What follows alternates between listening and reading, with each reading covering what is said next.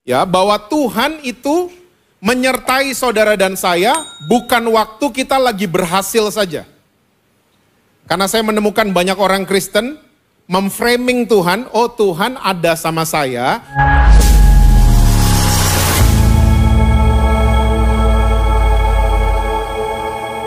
Waktu saya lagi kebaktian, waktu saya lagi pelayanan, waktu saya lagi juara kelas, ya, waktu saya lagi baik-baik saja.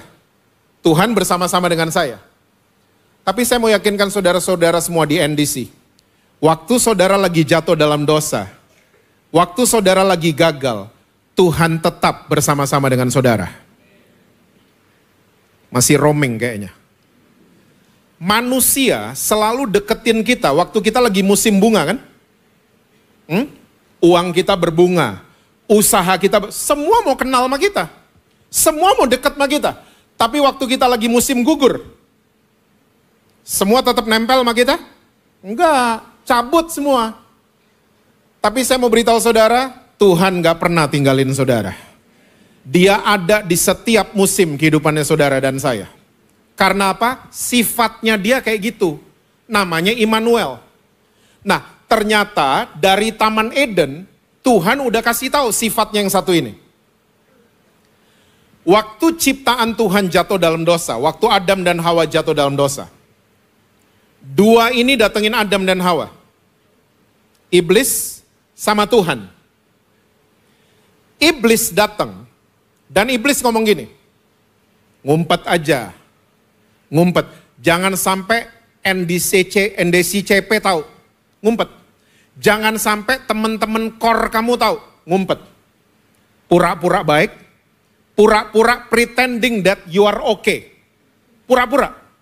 Mulailah main drama, mulailah main sinetron, mulailah jadi aktor dan aktris iblis. Dia suruh kita waktu kita lagi jatuh dalam dosa untuk ngumpet, nutup diri. Nah, di saat yang bersamaan Tuhan datang di Taman Eden. Tuhan mencari kamu di mana, gitu kan? Ya, dan ini sifat Tuhan yang lain lagi. Selalu mau mencari yang terjatuh. Oh, diperjelas di perjanjian baru kan? Yesus datang untuk mencari yang terhilang, mencari yang terluka, mencari yang tertolak. Diperjelas. Dari Taman Eden udah seperti itu. Dia cari, kamu di mana? Nah, saya sering banget nanya sama orang-orang Kristen. Kenapa Adam dan Hawa diusir dari Taman Eden? Banyak orang Kristen suka jawab gini. Karena mereka makan buah itu, Pak. Karena mereka nggak taat, yang kedua. Dan yang ketiga, karena mereka melanggar perintah Tuhan. Yuk, siang hari ini kita breakdown sama-sama ya. Alkitab kita sama kan?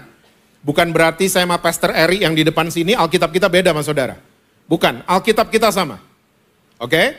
Tuhan datang di Taman Eden.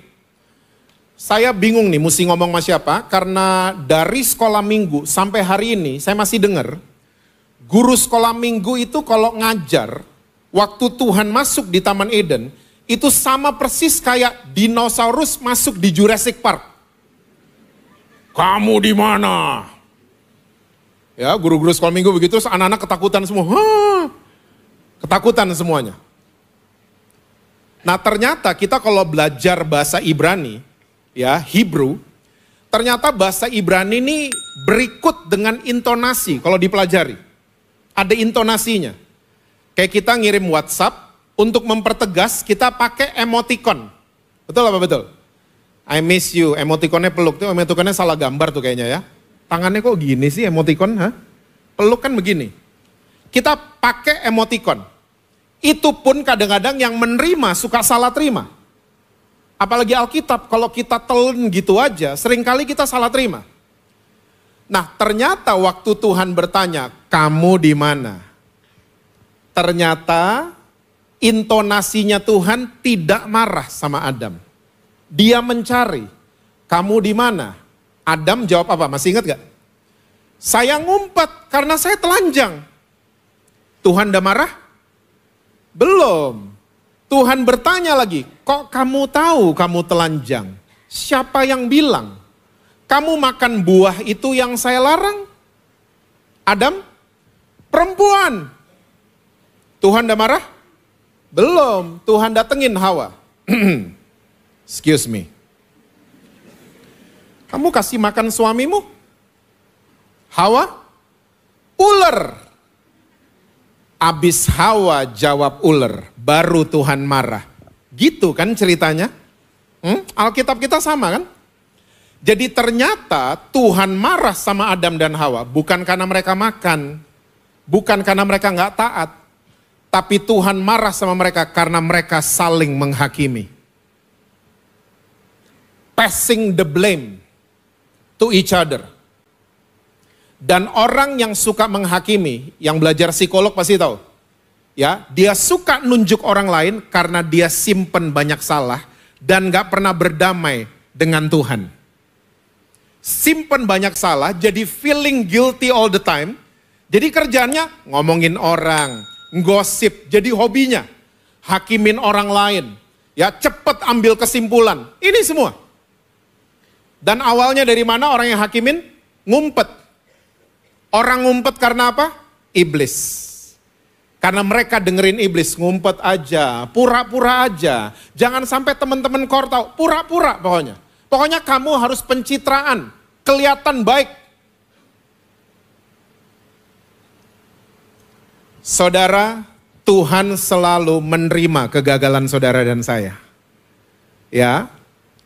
Makanya kalau minta maaf, titik, jangan pakai tapi. Tahu nggak arti kata tapi? Membatalkan kalimat sebelum. Dia cantik sih, tapi nggak cantik berarti. Bener kan? Di acara idol itu paling sering kata tapi kan? Kamu bagus tapi nggak bagus berarti. Dia ganteng tapi nggak ganteng. Aku minta maaf tapi nggak minta maaf itu namanya. Minta maaf titik. Saya minta maaf saya salah. Titik. 5-7 tahun belakangan ini saya ketemu ya.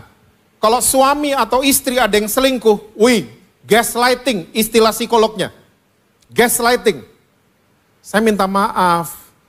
Tapi perempuan itu selalu masakin saya tiap hari, nggak kayak kamu. Istrinya tiba-tiba merasa bersalah. Padahal yang salah siapa? Suaminya. Tapi dengan praktek gaslighting, orang jadi feel guilty. Karena apa? Itu tadi. Tapi, minta maaf titik. Kita kebiasaan, dan ini dari Taman Eden, passing the blame. Dia, iya saya bikin ini tapi karena. Saudara mesti tahu bahwa Tuhan selalu ada di setiap kegagalan kita. Tuhan gak pernah tinggalin saudara dan saya. Gak pernah. Saya dulu waktu masih sekolah, saya gak akan lupa sama guru BP saya. Namanya Ibu Betty. Yang masih sekolah, yang datang di tempat ini atau yang lagi nonton dari manapun, adegan ini jangan ditiru. Karena saya waktu dulu SMA, saya ini tukang bolos, gak pernah bikin PR, sekalinya masuk ke kelas tidur. Saya. Oke, dan guru-guru di sekolah kalau ketemu saya, anak males datang, tumben rajin. Saya digituin selalu, tumben bikin PR. Makanya saya dulu waktu di kelas lagi SMA, sering banget, pura-pura sakit. Nggak ada yang relate ya. Kayaknya saya yang paling bengal di ruangan ini memang. Saya sering banget pura-pura sakit. Nah, waktu guru saya udah percaya saya sakit, dibawalah ke ruang BP. Di ruang BP ada guru BP namanya Ibu Betty. Aduh Ibu Betty kalau ketemu saya. Halo Jesse anak pinter. Beda sama guru-guru lain. Kamu tuh pinter. Kalau kamu rajin baca itu sama aja. Dia ngomong gini, kamu tuh males. Sama aja. Cuman kalimatnya lebih bijaksana Ibu Betty. Ya. Saudara tahu ruang BP itulah ruang gagal. Anak-anak bermasalah dulu di SMA saya, digiring ke ruang BP. Nah pertanyaannya hari ini, ada nggak ruang gagal di keluarga kita? Ada nggak ruang gagal di core kita? Ada nggak ruang gagal di komunitas kita? Atau kita cuma nuntut orang harus sempurna? Kita tuntut anak-anak kita harus sempurna? Gak bisa. Saya orang tua dari 2 anak. Saya orang tua. Saya pengen sekali anak-anak saya berhasil, sukses, jauh dari masalah, jauh dari kecelakaan. Saya pengen banget. Karena anak saya 2, saudara. Dua-duanya ranking 2. 1 dari atas, 1 dari bawah. Kakaknya otak kirinya kuat, adiknya otak kanannya yang kuat. Tapi saya tidak pernah beda-bedain mereka berdua. Gak pernah.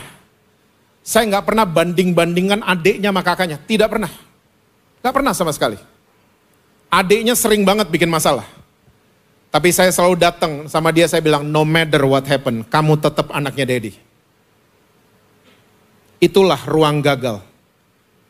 Sekarang banyak anak muda yang bunuh diri. Karena apa? Dituntut sempurna. Tidak ada ruang gagal. Gak ada ruang BP di rumah. Gak ada ruang BP di keluarga kita. Harus sempurna. Nilai harus bagus. Ya kita pengen gitu. Tapi kalau enggak gimana? Siapin ruang gagal. Untuk temenin anak-anak kita di situ. Karena apa? Karena Tuhan selalu ada di sisi saudara dan saya. Di ruang kegagalan kita. Dia selalu gak pernah tinggalin kita. Nah, waktu kita mulai percaya dan yakin bahwa Tuhan kita adalah Allah Immanuel, Dia selalu bersama-sama dengan kita. Ada